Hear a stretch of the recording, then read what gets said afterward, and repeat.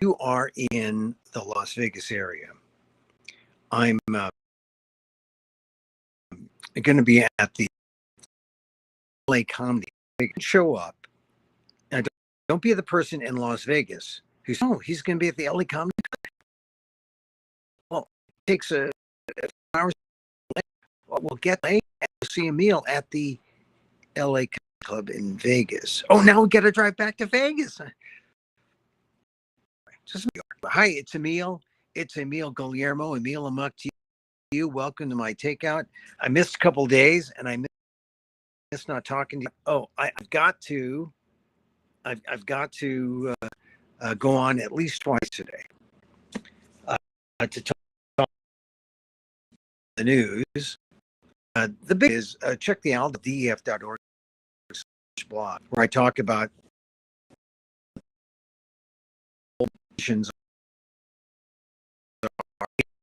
love the fact, and but apparently there's some Latino and African American males who didn't, and they seem to be the people leading the charge against Harris. That is enough of a defection that it's essentially tied 48-47 Harris Trump. So race so much closer than it has to be. Anyway, I'm here in Vegas, and I'm just, as I'm waiting to do my comedy sets, I'm talking to people about the election. No one wants to talk about it. No one really wants to get into it, which surprises me because I think they should. I think, right? But they don't. They don't, and that just surprises me. So anyway, so I'm waiting for my bit. It's not until later tonight. I'm on the midnight show on Wednesday. So yeah, if you happen to be here at the LA Comedy Club in Las Vegas, come on down. Send me an email. I'll give you some free tickets.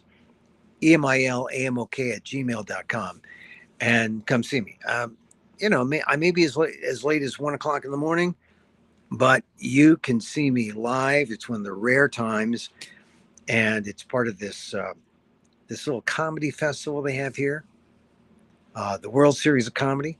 Oh, the World Series of Comedy. Emil is it's like, is Kevin Hart can be there? No. Is like who? Dave Chappelle? No. Is like I don't know who. Jimmy Carr. I'm a big Jimmy Carr. No. Louis C.K. No. Wow, what kind of World Series is that?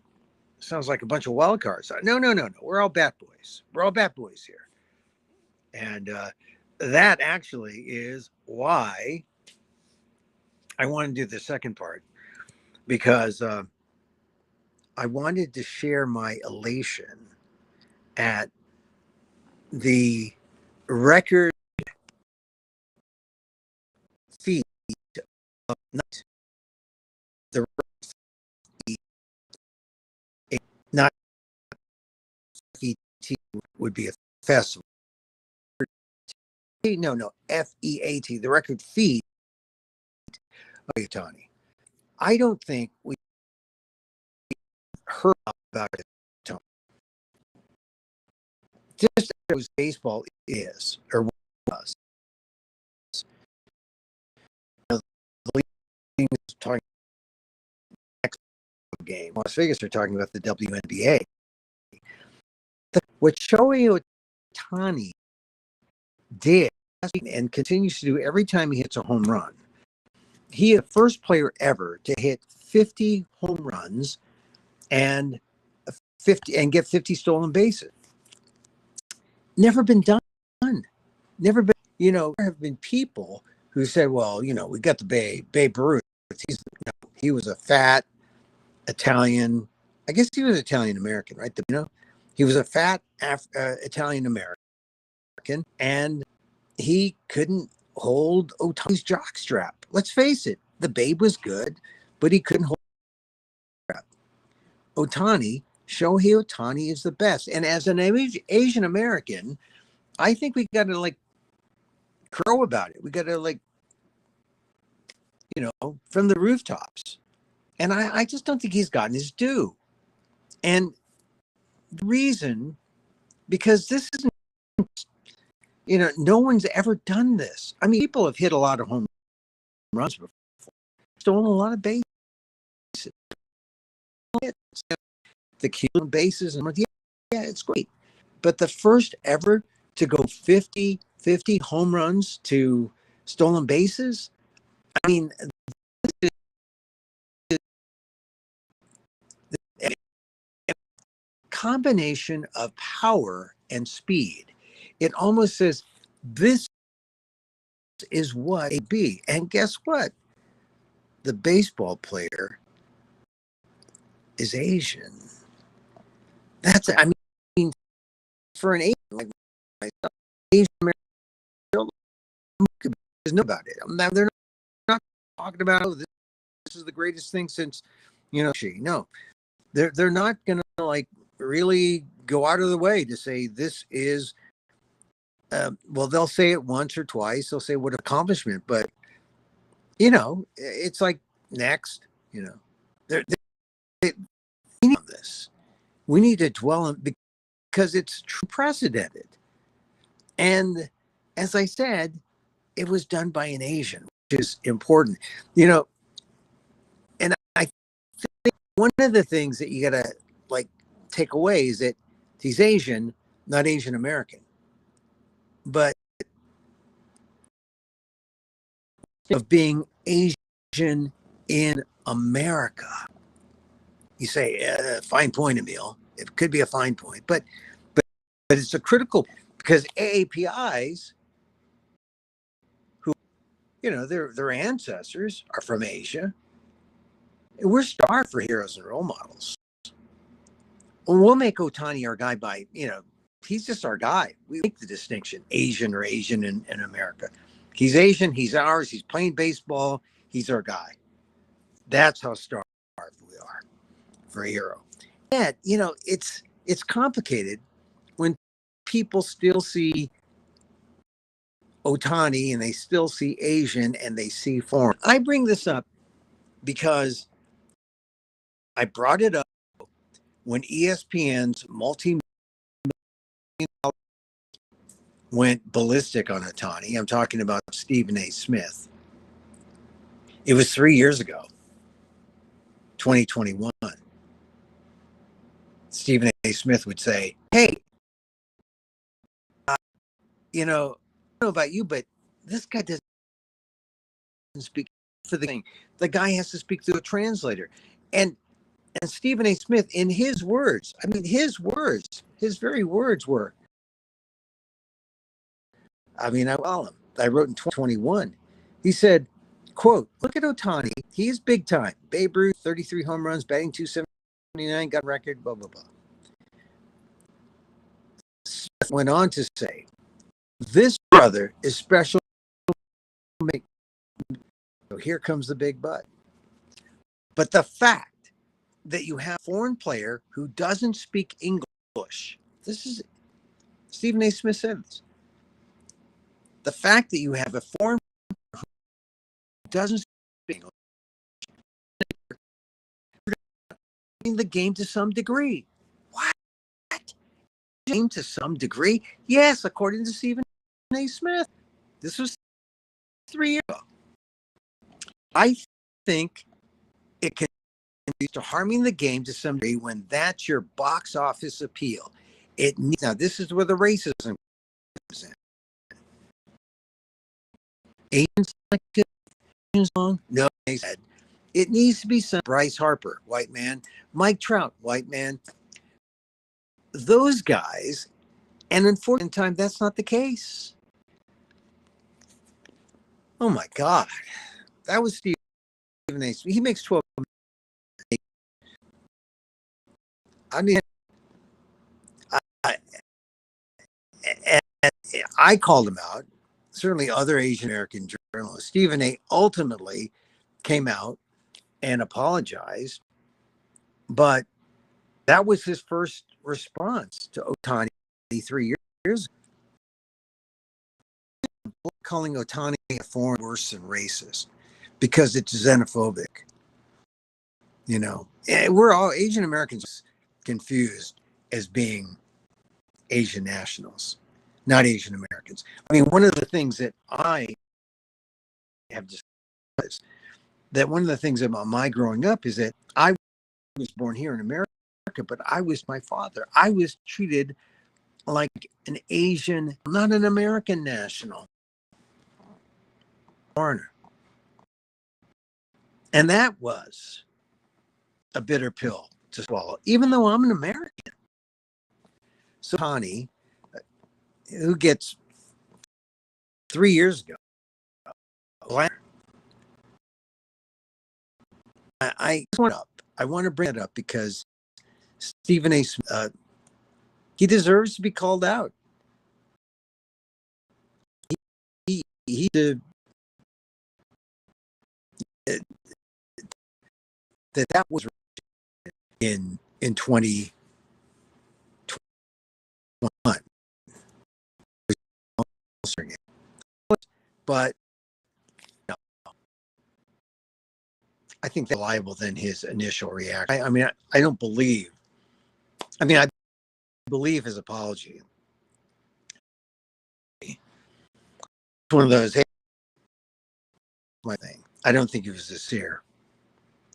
And besides, I like seeing Steve Crow. But remember, there's private. What do people really think? And when I say a public-private thing, Axios did printed by Populous and YouGov that showed that people have publicly held views like, oh, we should, but 3% additionally have these other views. You know, they don't share. It's important because when you go on public by public opinion, like lawmakers do and politicians rely on it, some hidden truth that you can't get at. People say, "Oh, I'm not a racist. Yeah, you apologize for about what I said about Ohtani." They don't really mean it, or maybe they just don't say. They don't say anything at all. So here's the thing about Ohtani. Regardless of what Stephen does not, guys love Ohtani. And my friend Daniel Phil Gonzalez, Asian American Studies Emeritus, said it. He said Shohei is the next Bruce Lee, and I said, next Bruce Lee.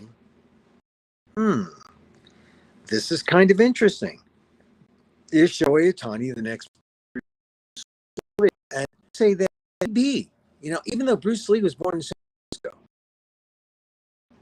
he's an American. He's Japanese. And dominant not in martial arts. Shohei is dominant in the base, the game of American Abner Doubleday, invented in the USA. That's the special thing. The guy who's the first 50-50, an American, Western Hemisphere type. It's Shohei Japanese in an American. And I that's just worth sort of marveling at. And but it also shows that baseball is not nearly as popular as it once was. One game, then maybe the NBA and baseball are like neck and neck, but baseball kind of loses out to basketball, I think.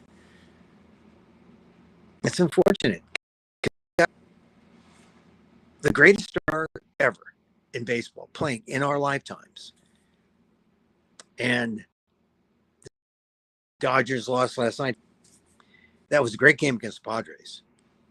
where the Padres were trying to hang on to like 2-run lead. The bases were loaded, nobody out. The bases were loaded, nobody out. They've got up, and Shohei Ohtani's on the on deck circle. You don't think they're going to catch up? I mean, and go ahead. I mean, it's, and I had friends who were watching the game, but for the Padres, and the last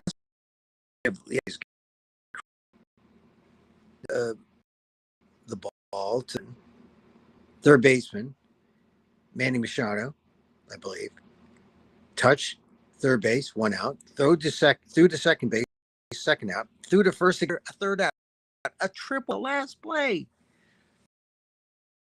Show on deck circle. He didn't get an at bat to win the game. Incredible.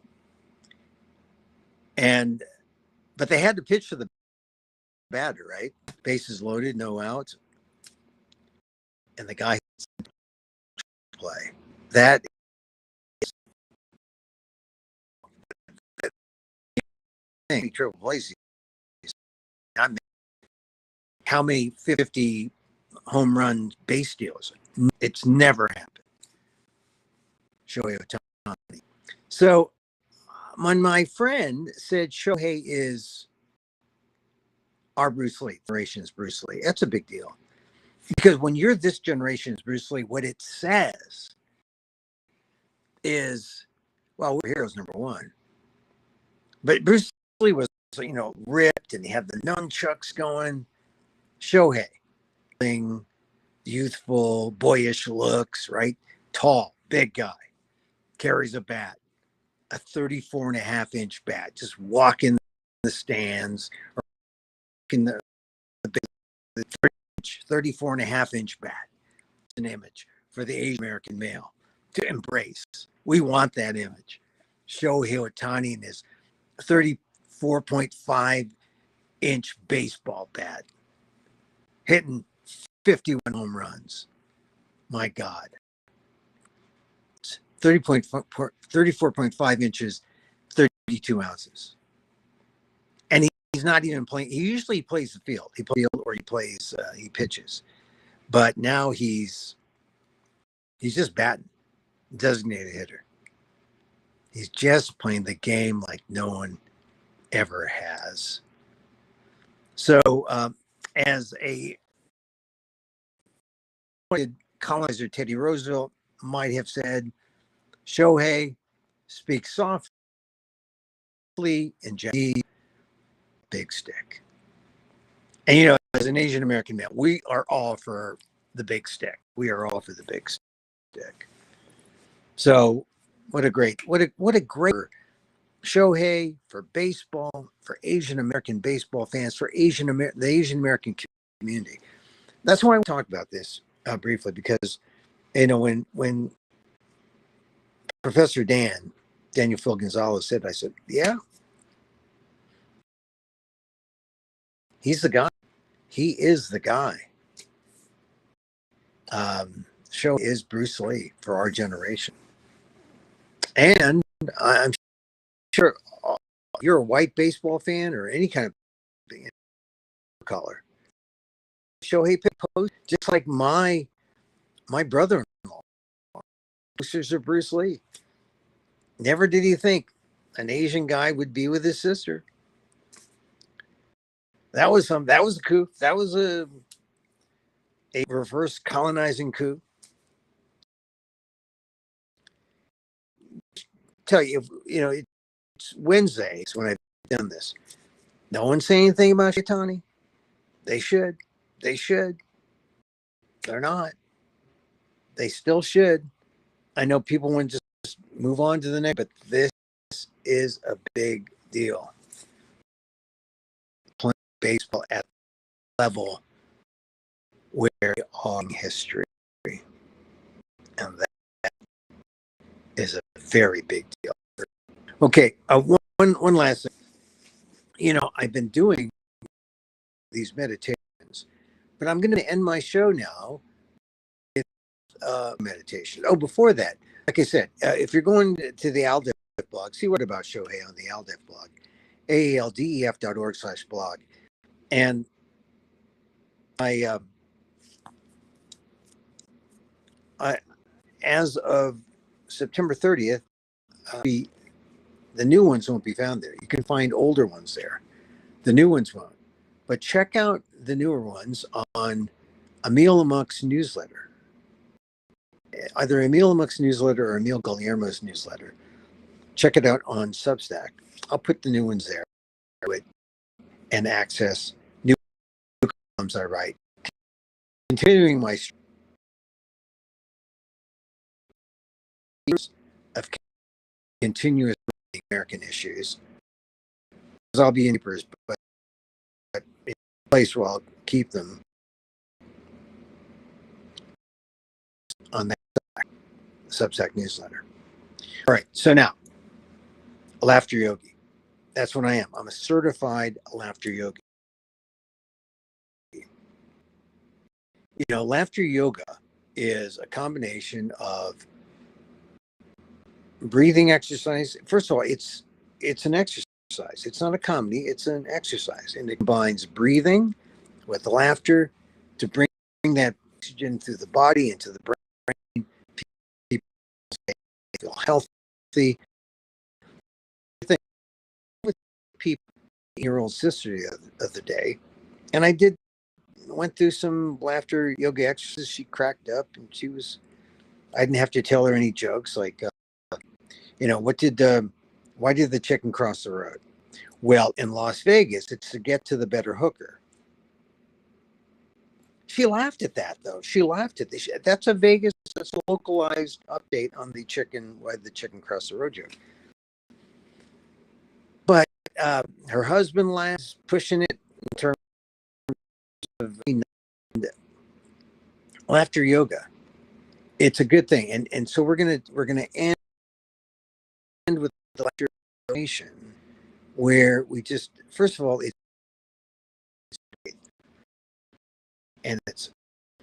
through your, and then out through your mouth, like you're blowing a balloon, and in through your nose, and then out through your mouth, and really trying to push that air from the diaphragm, so it comes up from the diaphragm, into your body. So it's up, in, hold it, and then release through the mouth, and let release linger, and hold it and let it out slowly. And that's combining the breathing now with the laughter. When you laugh, you come up with the breath, and then out comes a laugh. See, you might be asking us to fake laugh, Emil. Well, it's not fake laughter. It's voluntary. I'm asking you to volunteer a laugh. A comedian, when he tells a joke, is asked to laugh. And that is what makes jokes you to voluntarily laugh. So fake laugh, not like fake news. It's involuntary laugh.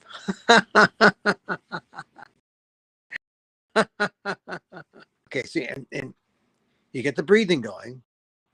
Breathe in through the nostrils and out through the mouth. Combining breathing. So here's a little exercise. Say hello.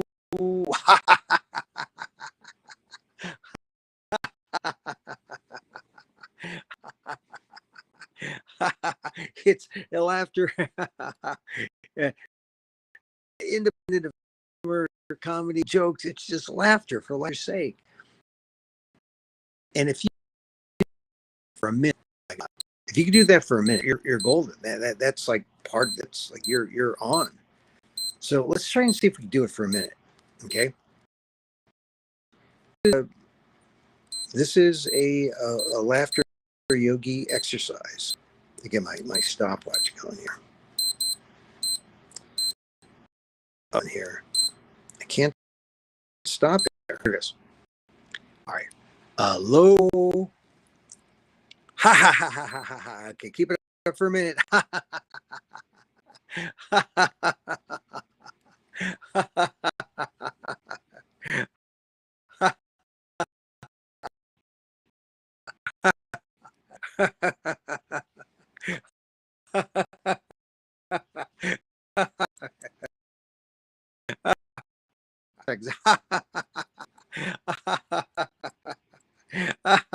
Come on.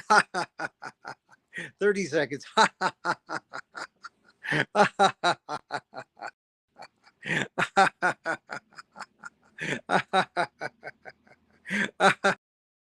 40 seconds.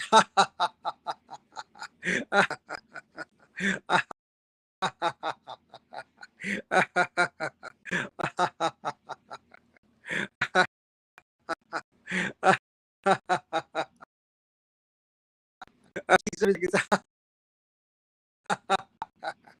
Okay, a minute. That was a minute and 5 seconds of laughter. You see, this is the superiority of laughter yoga, because I can't think of the time when I'm a minute long at a comedy show. I mean, cumulatively, yeah, but a minute consecutively, or even at a movie. If when the comedies, Steve Martin hugging Candy, "Put my hands on your pillow," and John Candy says, "Those aren't pillows." After. Anyway, it's hard in regular comedy to you need it.